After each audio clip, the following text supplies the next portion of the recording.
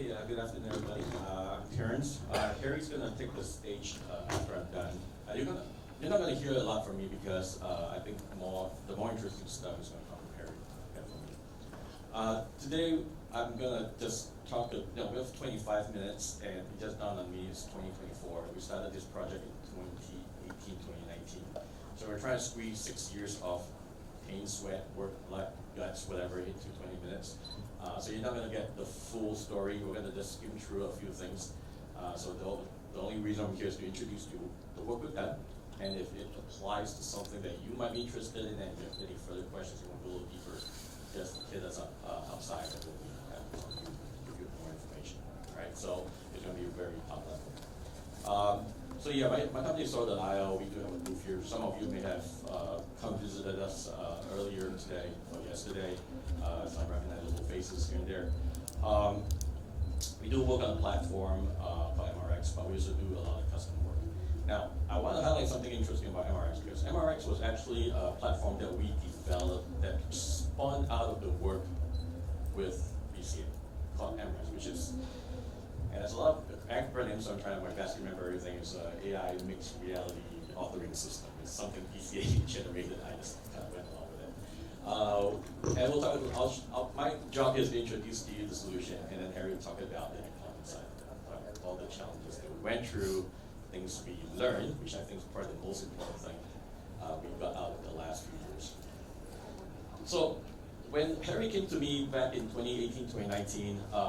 He was heading a class in BCA where he's training trainees in what we call the MEP lab. And I learned over the years a lot of the built environment and stuff, MEP being mechanical, electrical, and plumbing. And he was telling me all the pain points that they're dealing with regards to the lab and looking at mixed reality. This is 2018. This was pre-COVID. Things were still very early stages in kind of the mixed reality space. So we kind of explored this a little bit, and I found that there is probably there's a compelling case here where MR can actually solve some key points in terms of the logistical constraints you have in this lab to do hands-on, the space, the time taken to set up the lab and whatnot. And we kind of went through this IAL grant program called, Plus, I believe. I think they've changed the name a little bit. And by the way, for those of you here in Singapore, I think it's still running. So I'm going to give IAL a little bit of a promo here. So if you guys are interested in that program, they are running to IAL. I think Plus grant programs that you can go take a look if your solution could meet some industry use cases. Okay, you will walk in and be a little distracted. As I mentioned, it was tackling all pain points that Harry was struggling with his lab. The MEP rig, the days it takes us to set it up, the ability of having to only run one student through each time, and you've got a class of 12. How do we do that? However, he came to me and says, well, there are a couple of requirements, first of all. I'm not coming to you just to build a mixed reality app to do MEP lab, because that seems to be a very narrow focus. Right? It has to be a scalable solution. I need to be able to do more than just the MEP lab. So we kind of drafted out a bunch of kind of top-level requirements that, how do we make this a scalable solution? It has to be used for more than just this one class. So we talked about how about we create the ability for instructors to create content, right? You say, that's great, but we're not Unity developers, we're not coders, we're not 3D modelers. There's all these issues that we have to kind of deal with. And so we kind of went through that and came out with this solution or this approach. And then, of course, as we continue down the path, we say, AI is starting kind of path. And by the way, I know AI today is very different from AI last year, the AI the year before. 2018, there's no ChatGPT. Gen AI was not something everybody heard of. But we've heard of AI. And we was looking at how can smartness be brought into this solution. So through a little bit of research, we found one of the things that AI can do is do a vision and be able to track what you're looking at. And it would be interesting for us to be able to understand how mixed reality is really engaging the users through kind of eye tracking. Now, 2018, you go through the list of devices, unfortunately the HoloLens has eye tracking available, not a lot of headsets, even to today, open up eye tracking. I'm not talking about gaze, I'm talking about eye tracking, right, using an eye tracking capability. So that was the part that we brought in, and we were implementing this ability to track the user's eye gaze while in session. So off we go. Got the grant, kicked off the project, going into 2019, 2020, started to build the system. It was built as a simple drag and drop, bringing in step by step, very similar to the MR solution, but at a very cursory level. Turn on the AI tracking, eye tracking, see what we're getting, how do we normalize those data, how do we represent those data, and we started building. And of course, COVID hit, right? And everything about team-based solution became, okay, we can't really be within 6 feet of each other, that's probably not gonna work. So there are a lot of ups and downs, right? Starts and stops with COVID coming in. Can't go into the lab, can't really test a location, kind of a shared space location thing. But we pushed on, and the solution was kind of released probably a couple of years thereafter. Now, the solution is quite straightforward. You bring in assets, you create using what you see, what you get interface, right? Gaze and drop, deploy it to your sessions, and then generate your session reports and data thereafter. Okay, slew of features. Won't go too much deeply into it because I realize I'm eating up a lot of time, so I'm going to make sure Harry has enough time to go through his slides. But basically, that whole no-code approach to creating content was important, team-based was important, and the ability to track the AI eye tracking in HoloLens and be able to capture those data after the fact. Okay, quickly going forward. This one I skipped fast because this is the deployment where Harry will talk more about. Once he's got the solution, he's journeying towards deploying it within BCA, right? But here's what we got. First phase, the first group of classes are deployed, we're getting feedback.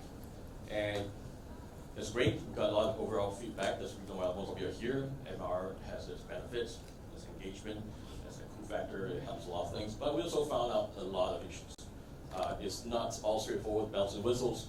Onboarding, being able to be comfortable on the headset, a lot of logistics, how do I deploy and manage headsets, anchoring from the very technical, mundane stuff all the way down to, I just don't really want to put on a headset. Dealing with the cross range of issues that we still are continuing to figure out how to be better at the user experience across the whole scheme of things. Okay, so today, where we are is, we've completed POC, we've generated the data from eye tracking. We're working with BCA now on the second part of this, right? Great, now we have data. How do we stratify? How do we benchmark? This works. And of course, a lot of interest with Gen AI. One of the things we're looking is how can we continue to make it easier for the non-developers, the instructors, the subject matter experts, use Gen AI to create content much more efficiently, easier, and probably more engagingly, rather through some of these complex interface and complex tools. Okay, so I squeezed through 10 minutes, went through really fast. I'm going to hand the mic over to Harry, and then when he's done, if you have questions, we'll answer. Okay, so Harry, up to you.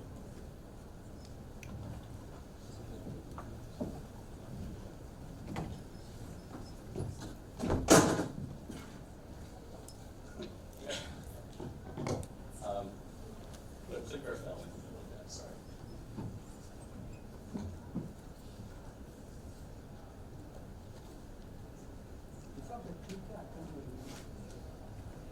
My fault.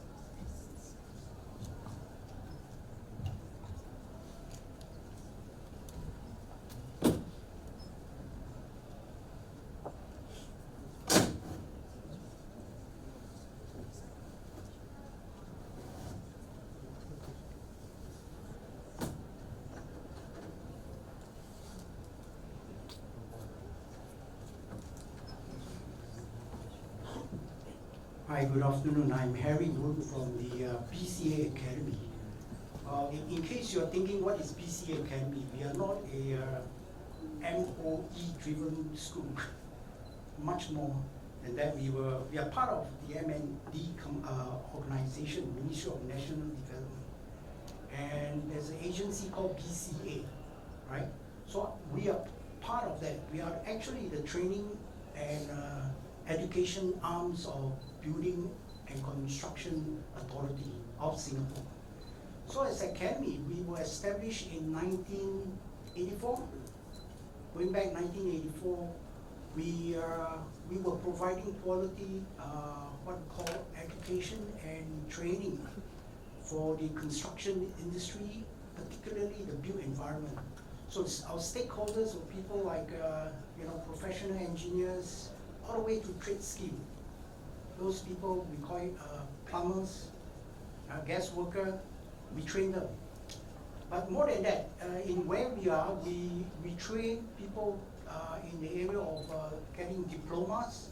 They were in trades like mechanical engineering, facilities management, architectural course, etc. We have specialist diploma catering to specialize their adult learning tracks, especially in CET environment. Much more than that, we also embark on articulation with university programs, SUSS and UOM programs, what we deliver. We handle things like what we call leadership programs that we have. Now, tech-enabled strategy. In short, we call it tech-enabled strategy, but in the fuller term, it's tech-enabled learning, right? Tech-enabled learning tools strategy is what we believe make a difference in our current climax because of digitalisation plan. The whole nation is, suddenly woken up to this. BCA embarked on tech-enabled strategy, with the intent of making learning more engaging, intuitive, interactive, and immersive. I think we want to deliver something that learners, based on their profile, they could learn better, experience learning with joy, and not so much of hassle, especially people of my age group, in case you're wondering. Well, it's difficult because as seniors, citizens, we are still learning. And coming to school is one thing, but learning theory is another thing. We struggle with theoretical stuff. What we want, especially for trade skill workers, is experiential learning. Something that, it involves the sensory, not so much of memory, but the action, the physical thing. So in order to do that, we have to think hard. Like how I got hold with Sir IO team, parents, and decide to work with them after winning the grant. I'm not too sure if we lose the grant, we'll still work with them. But the grant was important. It provided us with a head start. And we started something like during COVID period. That was tough and challenging because a lot of things has to be extended because we don't have contact time enough to work on full detail. So going back, today we have gone beyond traditional classroom experiences. We have leveraged mixed reality technology to provide immersive experiential learning. This is very important. Immersive experiential learning is a pedagogical approach that creates realistic and engaging learning environment by combining elements of physical, virtual, and digital elements. So in other words, we interact, right, using headsets, devices like HoloLens, engage digital objects, created objects, made real in a superimposed real environment. So this is challenging. It's like a Pokemon, yeah? But Pokemon is not so interactive. We make it interactive so that we can engage our student. Basically, our students are not just, we are adult learners. In fact, they are all adult learners. So it's something we are targeting today. Now, with that, we continue to collaborate with other vendors, of course. In the next slide, you will see what I mean.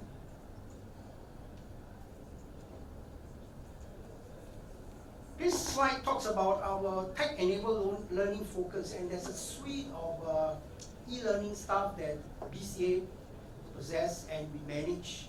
And then you can see that mixed reality is only one part of the many, and I personally happen to champion mixed reality with Terrence's help. And what we believe that to have a tool is so much easy, right? You just buy tool off the shelf and deploy it, teach. No, it's not so simple like what we think and we hope for. We can imagine, right? But to realize it is another thing. So we have 3 areas of focus, right? The science of it, the learning science, the learning technology, and the internal capability. This is intermixed together to form our principle of producing a good tech-enabled learning tool.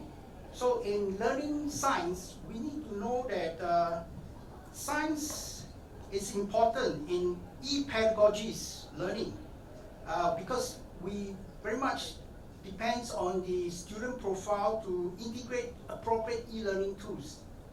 Right? This is so important because the purpose of us doing so is to optimize learning outcome. Right? That's the science behind it. What about the technology behind it?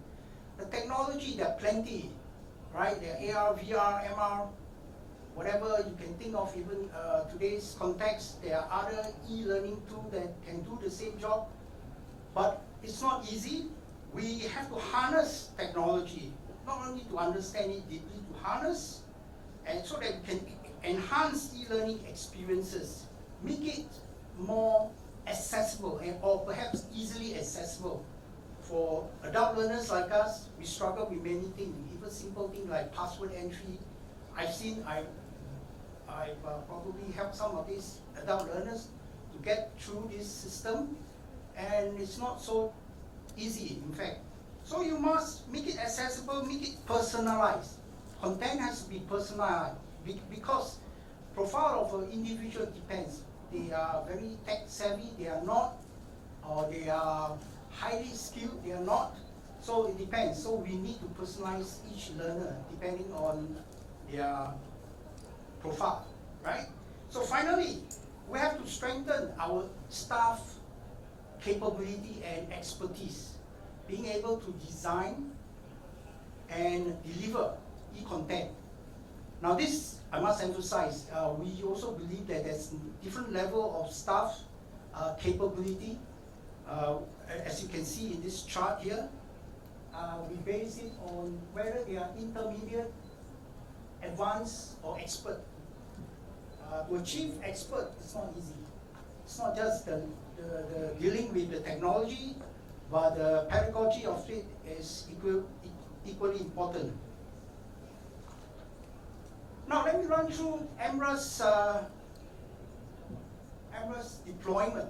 As you know, Emra is AI-driven mixed reality authoring system.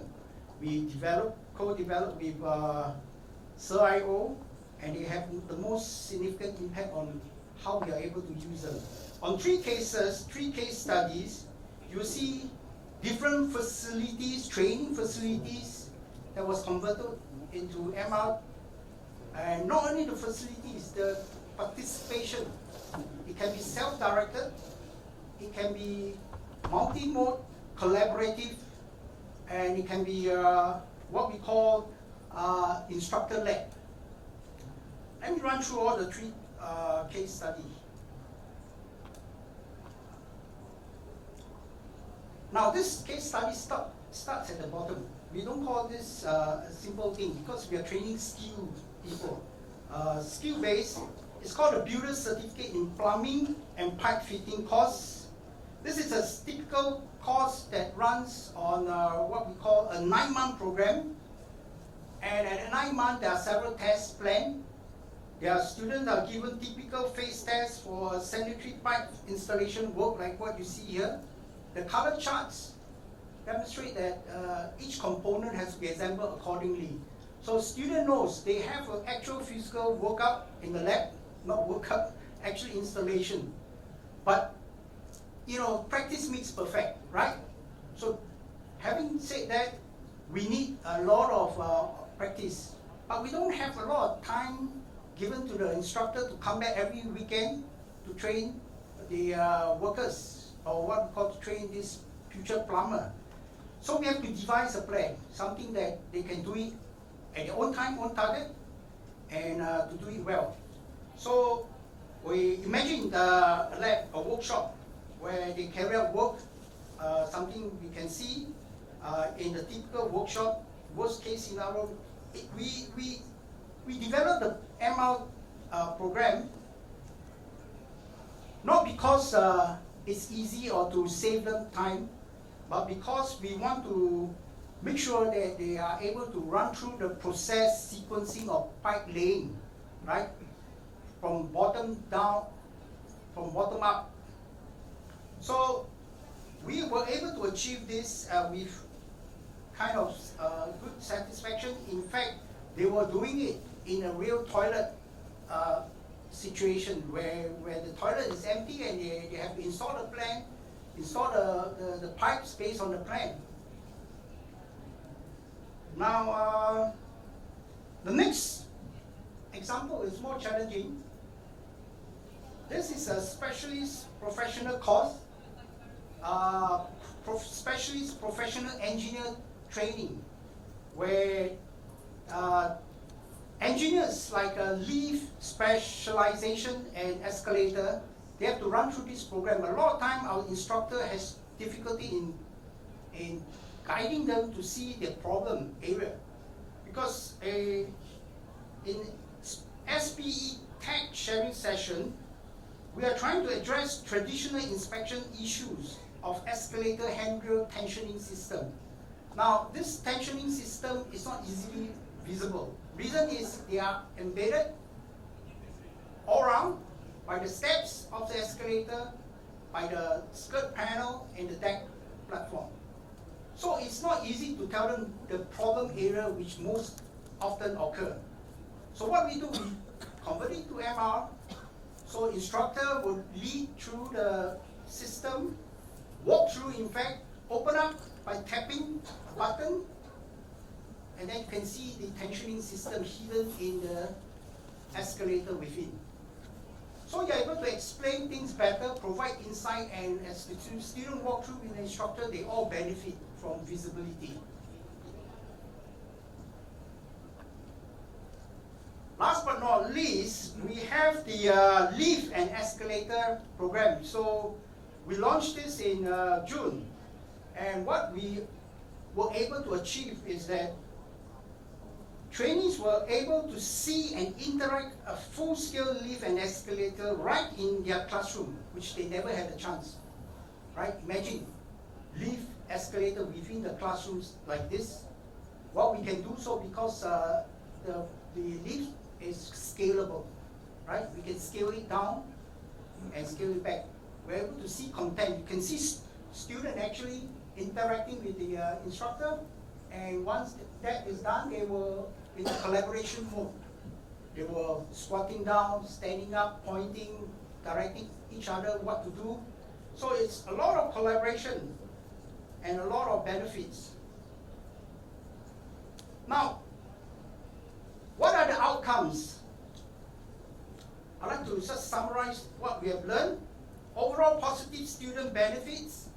Students were very impressed by the 3D rendering, the color image, and at eyes level they could walk through and learn a few, in fact a lot more than they have done in classroom, actual traditional classroom.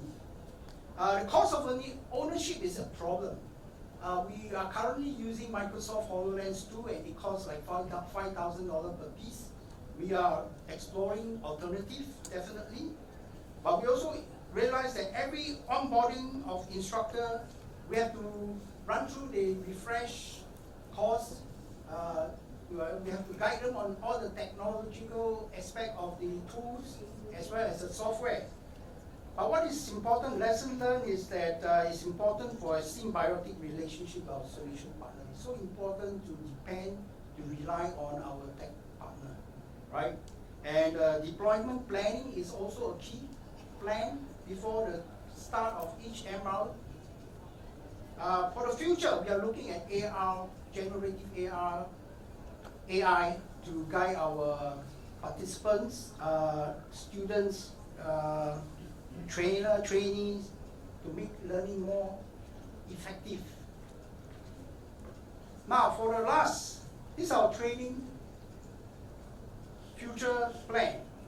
The three aspects to this future plan. First, the technology, right? From MRAS, where do we want to go?